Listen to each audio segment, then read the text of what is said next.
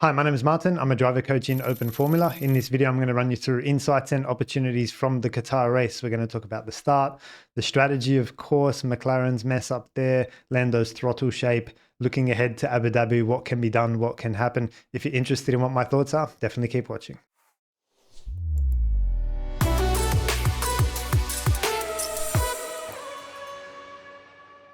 Welcome back to the channel, guys. I hope you're going well. I hope you enjoyed the race. Geez, wow, my first initial reaction is like, what a mess up from McLaren. Not the first time, not the last time. And again, like my partner was asking me today, this morning, like, how is it possible that they have all these engineers and that this can happen? And I think that's a very common question from just a regular F1 fan. And I think the answer is, like I normally say on the channel, Red Bull are a racing team, McLaren are an engineering team.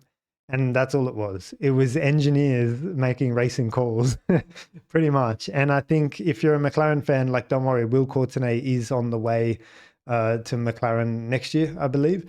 And so he's ex-Red Bull strategy. So he worked with Hannah Schmitz. Will Courtenay and Hannah Schmitz, I believe, were both on the pit wall. And so that's going to obviously help McLaren's strategic help their strategic front as we move into next year. But as it stands at the moment, like and Ferrari are just as bad. It's not just McLaren. Ferrari are just as bad. But anyway, we'll get onto it. Let's go in chronological order because I'm getting ahead of myself here. The start. So we were bang on yesterday. Everything that we said yesterday's video, and a lot of you guys agreed in the comments as well. We pretty much said it's not going to be long before Max is into P2. He's on the clean side. He's going to steal Oscar's slipstream. And if he has to go around the outside or up the inside of Lando, absolutely he'll do that. If he has to go over or under Lando, he'll probably do that as well. The lights went quick. I don't know if you guys saw it, but it was like 1, 2, 3, 4, 5 out. It was just crazy. And so the reaction times, therefore, from the guys at the front, Max was 0.33 of a second before he dropped the clutch. Lando 0.35. These are typically pretty slow. They're not great reactions. I think in Vegas, Lando was 0.24 and Max was 0.28. And that's very typical. That kind of 0.2, 0.25 through there is pretty typical, and that's good. That's sharp. Like, by the way, you can only train your reactions up to a certain point. Like, you can never have, like, I'm not super expert in this area, but obviously you can't go to it can never be 0.01 unless you've preempted the start. So to actually react to the lights, we're all human. So it's interesting because you do see a lot of drivers training reactions, and I always look at that like there's limitations as to how far you can push that, number one. And secondly, the only time you ever react to something in F1, or one of the main times, is to the lights. Most of it is reflexes, which you can't train. And reflexes are when things catch you out by surprise and you weren't expecting that thing. So reaction is like something you train, you prepare for, you know about it, it's going to happen, and you can improve that to an extent. Reflexes is something you have no idea that that's going to happen, and you just into the moment, you just have to respond, and that bypasses the brain. It bypasses the logical part of the brain. It's really interesting if you guys want to get into it. But anyway, you can't train your reflexes. That's just something that you just naturally respond to. So interesting when drivers talk about reflexes and reactions. You won't be surprised to know I think it's a waste of time. But here this weekend there was a 10th in that. So obviously, it wasn't the determining factor. Like, I think the dirty side of the grid was a determining factor. But this weekend, there was a 10th, 0.33 and 0.35. Yeah, if you could get a 0.25 out of that. I don't think it was like reactions, because it was just more like, they came out quick, and the drivers just weren't expecting it. I think if you were expecting beforehand, this could be a quick set of lights, you probably would have reacted as per normal. So I don't even put that in the category of reactions. It was more like, they just didn't expect it to go that quick. They weren't ready, almost. Very interesting. So I encourage you to research that topic a little bit more. And like I said, Max got into P2. So coming out of turn 1, it was Oscar, Max, Lando, everything we said in our video yesterday. So most of the guys started on the medium compound tire, just as we start to talk about strategy. I think the idea was to go to lap 25 in the quickest way possible, which would be the medium tire, and build that gap to the pack. I think the issue with the soft would be there was no guarantee Max was going to get past Oscar in P1 with the soft. I think we said yesterday, there's a high chance he's going to get past Lando tire for tire. So putting on the soft, I don't think it would have been enough to jump Oscar. He's also on the clean side. And secondly, there's a chance that they would have died somewhere before lap 25 and you don't get that gap that you want. So there was nothing to gain really by putting on the soft. You're not going to get a spot at the start and they're just going to drop off earlier. They seem to be okay on Lewis's car and Hulkenberg's car though. So that was something to consider, but I think medium was the right call for everyone to get to lap 25 as quick as possible. So now we need to talk about what happened on lap 7. Hulkenberg and Gasly come together. I think it was Hulkenberg going around the outside. He broke deeper, broke later. He did leave Pierre a bit of space. Pierre picked up a lot of understeer in the middle of the corner. Bang, they just come together pretty far away from the apex, actually. Nowhere near the middle of the corner.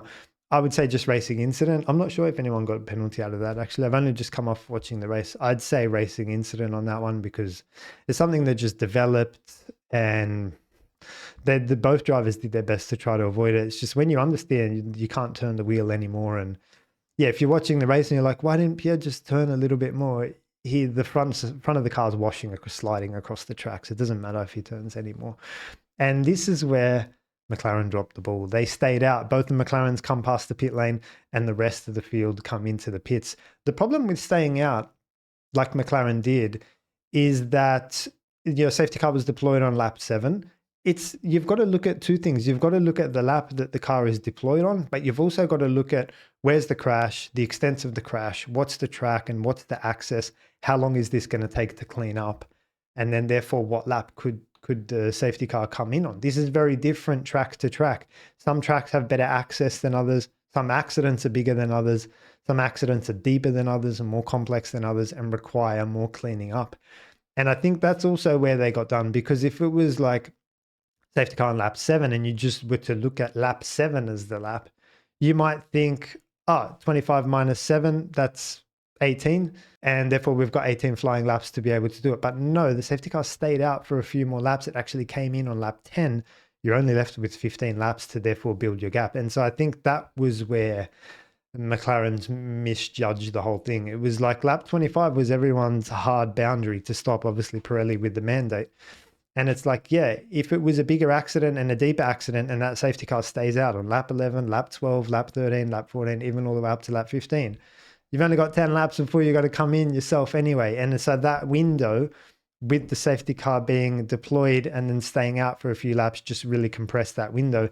And it was at that crunch time where McLaren just didn't foresee the hard boundary of lap 25 very clearly. So it was an obvious mistake from McLaren, obviously in hindsight.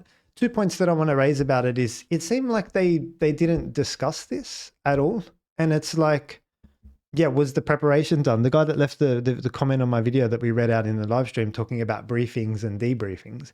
And McLaren are like, we'll learn from this, we'll debrief, we'll go over it. And I think they do that pretty well. That's fine. But do they do the briefing? And this is where I don't think they do. I mean, Lando was talking about, yeah, taking a break after Vegas. It was a tough race and doing a bit of paddle and golf. And obviously, like, how much did that help you when it came to the crunch time, when it came to your assessment in the race and you were tested with the safety car on lap 7? The paddle and golf will not help you.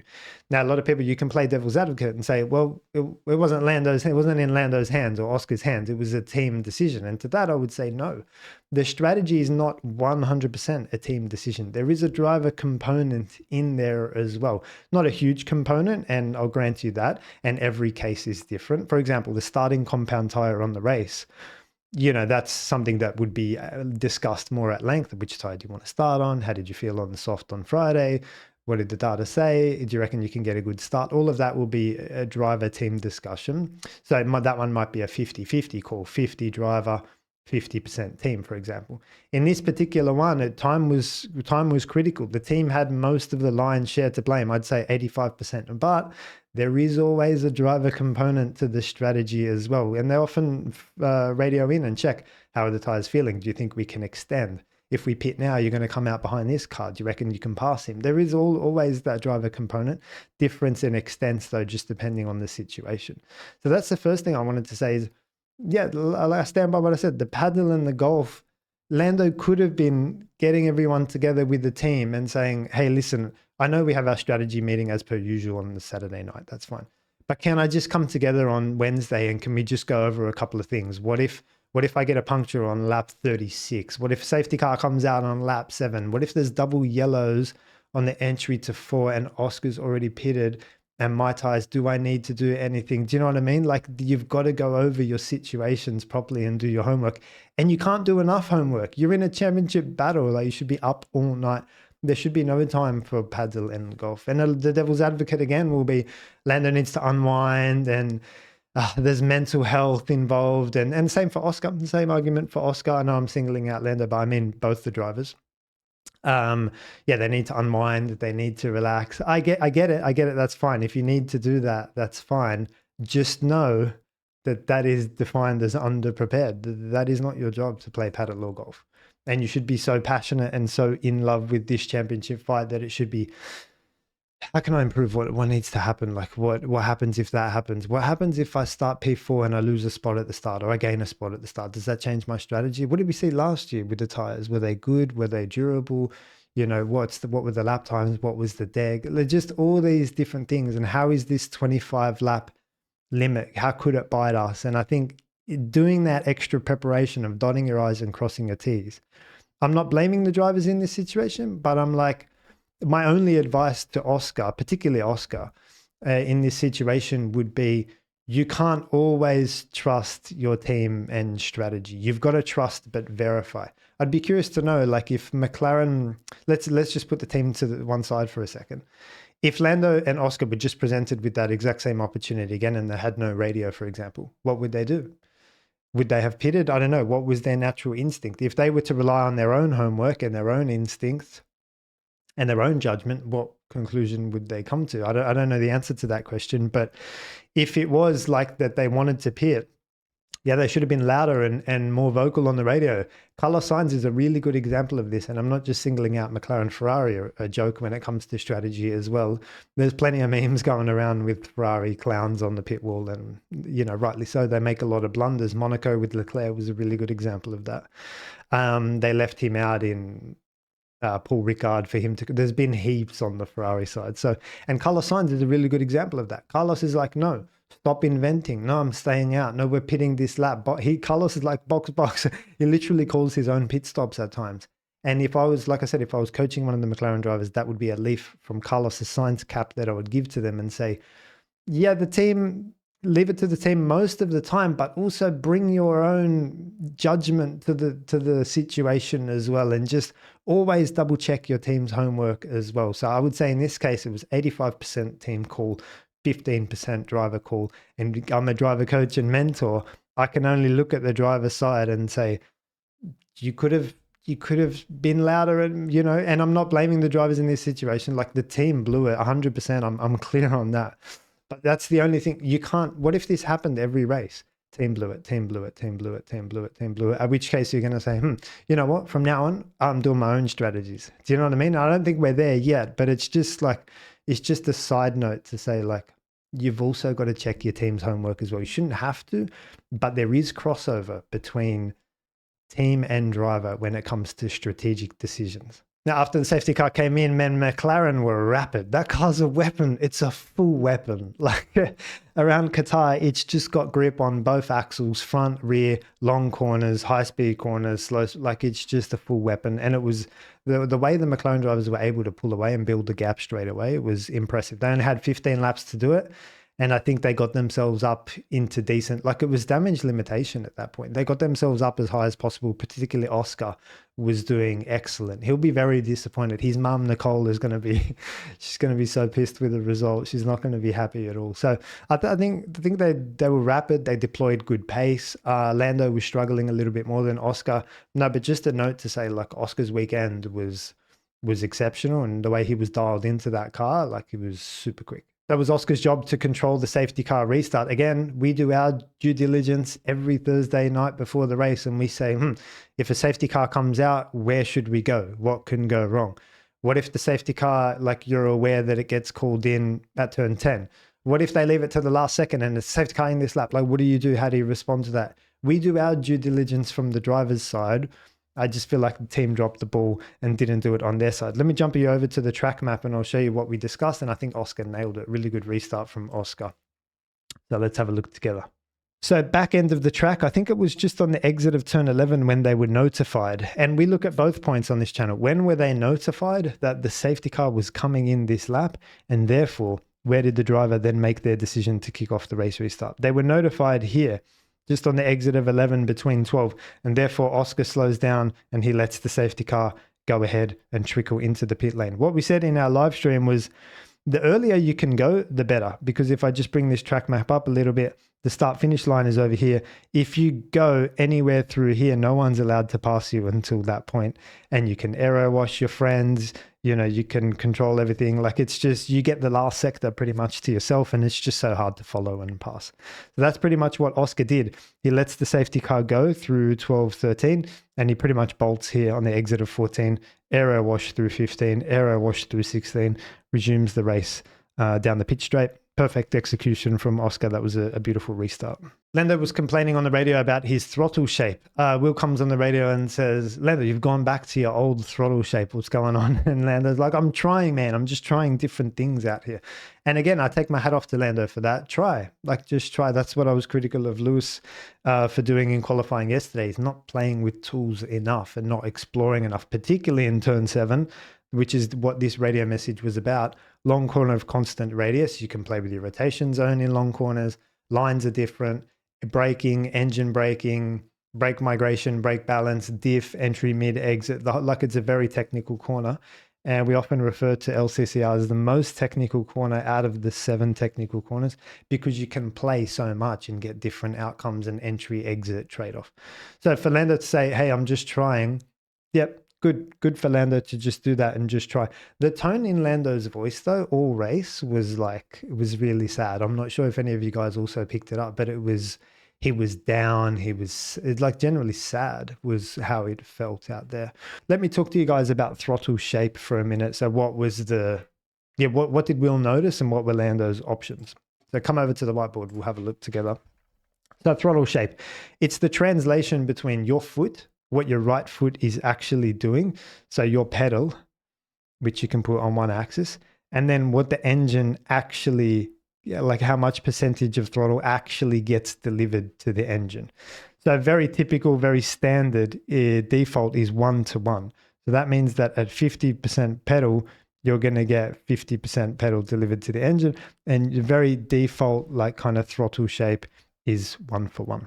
My throttle shape's a bit different. I run something a little bit different. I like more time in this early region. For example, in the long corner of constant radius, turn 7, that initial, when you just go for the initial throttle, that's the crucial part for me. That's when the steering is on. And that's where I want a little bit more gentleness and a little bit more range in my pedal as compared to what the engine is feeling. So my throttle shape kind of goes like a little bit like that. And then I have all the power come in at the end.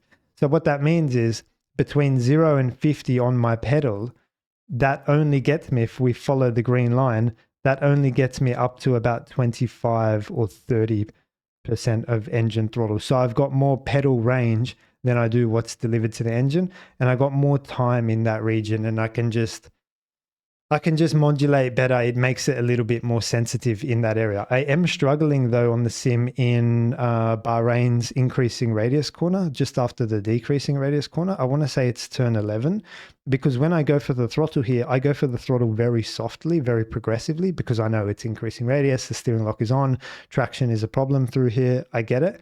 And so I'm trying to play with this throttle shape for that corner to just lift this part up ever so slightly, just so that when I put down my gentle throttle, let's say I'm putting down 20% throttle, I don't get that, I get a little bit more.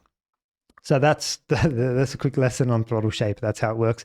Anyway, the message from Will was, you've gone back to what you had, and Lando says, we're just trying. We can try to back calculate and back engineer like what throttle shape would Lando have. I mean, we have no idea. But if we look at the way the throttle gets put down by Lando, we might be able to back calculate and think, well, if Lando's putting the throttle down super hard, he might have a throttle shape that's very gentle, for example. Or if Lando's putting his throttle down very gently, he might have a throttle shape that's more aggressive as well. That would be a bigger piece of analysis, which I'm probably not going to do in this video. We'll have a quick look at it and see what we find. But yeah, you'd need to look at a lot of examples and do a proper piece of analysis. But let's have a look at the telemetry anyway and see what's going on in turn 7. Okay, so this is a piece of race telemetry from lap 17. Don't ask me why I grabbed it. Again, it's just you need to do a proper piece to have a look at this. But this long corner of constant radius, turn 7, is the one in question. It's painted in orange, in favor of Oscar. And that's where the delta really jumps up in Oscar's favor. You see this classic entry-exit trade-off, which you always see in these types of long corners. For example, the delta comes down in favor of Lando. In the middle of that corner, they're almost equal for lap time. And then boom, on the exit, Piastri just pulls like 3/10, which is crazy. Also, a bit of that is through the fast 8 and 9, like that fast sweeping section just before the increasing radius 10. And I can see Oscar's more confident there, the car's more stable, more balanced. He's got more throttle. That's fine. Maybe Lando's in traffic at this point. I'm not sure. But he pulls before that section even, he pulls about 2.5 tenths on the exit. So Oscar is, and again, you need to verify this with the lines. If I had F1 TV, I'd be checking every lap and a little bit more time. I'd be checking every lap and seeing what's going on. The line is very important because, as you guys know on the channel, line for me it's not everything, but it's the most important thing, because line is steering wheel, and in accordance with my capacity circle, steering wheel is pedals. So we're looking at pedals here, but we also need to know like what line they're taking to be able to know how much steering is in the car and so on. So if we just zoom in this section, we'll try to understand what was going on. In white, that's Lando Norris. Wow, that's exactly what I said. If we see Lando put the throttle down exceptionally hard, he might have a gentler throttle shape, for example, which you can see here in white. Lando's throttle comes on later, but it comes on really hard as well. And that's interesting throttle shape, throttle introduction from Lando. Mine's a little more progressive than that from both of them, actually. I'd be curious to see the increasing radius turn 10 just quickly while we're here. I don't want to spend too much time on this, but yeah, they put it down a bit slower, particularly Lando puts it down more linear, at least in that corner. But yeah, like I say, you need to do a bigger piece and spend more time on it. I just thought I'd call out like Oscar on the exit, possibly just getting his rotation done, getting the corner done earlier, getting everything settled, and then boom, short corner and just open the steering wheel and bury the throttle on exit. I think the line will tell you more than what we can see in the data here. A couple of other things worthy of note. Great drive by Carlos Sainz. He picked up a few spots at different phases. I didn't follow his race super closely, but I think he got one off the line. I think he got Russell at turn 2. I think he got Antonelli in the stops as well. He got another one somewhere else as well. So good drive by Carlos Sainz, really impressive. That's on merit, like a genuine P3. It's very impressive. Left front puncture for Hadjar. I think his laps did 22, 23 laps before the left front exploded. That's possible. Go back to the whiteboard, turns 12, 13, and 14, all of those really fast right-hand corners, just putting heaps of strain on the left front. And I think the curbs as well, if you ride them too much on the exit, the vibration that can come can be huge as well. So there's an exit curb here on the exit of 12, and there's a shot, I think there's a camera here, and you hear the cars come over and it's like, and then they exit 13 as well, and it's like, and so the left front's getting a lot of vibration in these corners. I think as well on the exit of 14, it not only is it getting hammered with load, G-force getting squashed, it's also going through a nice, decent vibration exercise as well. So that was the situation with Hadjar. I think those corners, and also up here, by the way, the double ape, and then you got a long corner. These right-handers are just smashing it. So there you go. I think looking back, I'd say like, you can only say that was a good decision by Pirelli to do the 25 laps. Like, because imagine, I mean, it would have been a cool race. Otherwise, like tires exploding just randomly, that would have been interesting. Obviously, you know, in the name of safety, the track's pretty safe. I don't think a puncture left front is going to be like, going to mean you're going to have serious health issues or anything.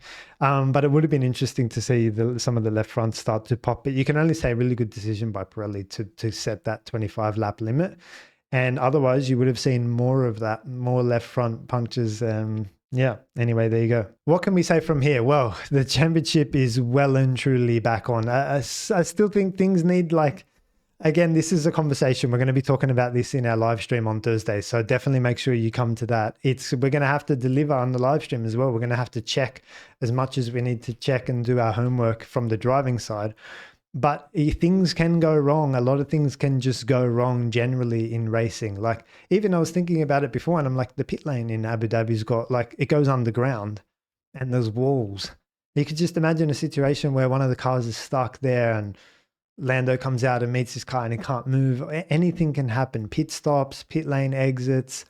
Someone could wipe him out, like the way Antonelli wiped out Max in Austria. Like, again, strategy, puncture, literally anything can happen. Turn 1, lap 1 starts. You guys let me know how you're feeling about it. Like, what do you guys rate the chances of Max? I'm really torn. I'm always say I'm not optimistic or pessimistic. I'm realistic, and it is you need something to happen still. You need some magic, some luck of some kind. You need McLaren to blow it. But I think if we get in Abu Dhabi what we got in Qatar, then Max will be champion, would he not? Because he would have outscored Lando 1st to 4th. I think that would be enough. So it can happen. It only happened a few hours ago. What we're asking to happen in Abu Dhabi only happened a few hours ago. So it's not that unlikely. It's very possible. Again, I think it's in McLaren's hands. If they can complete a clean weekend, the car is so good.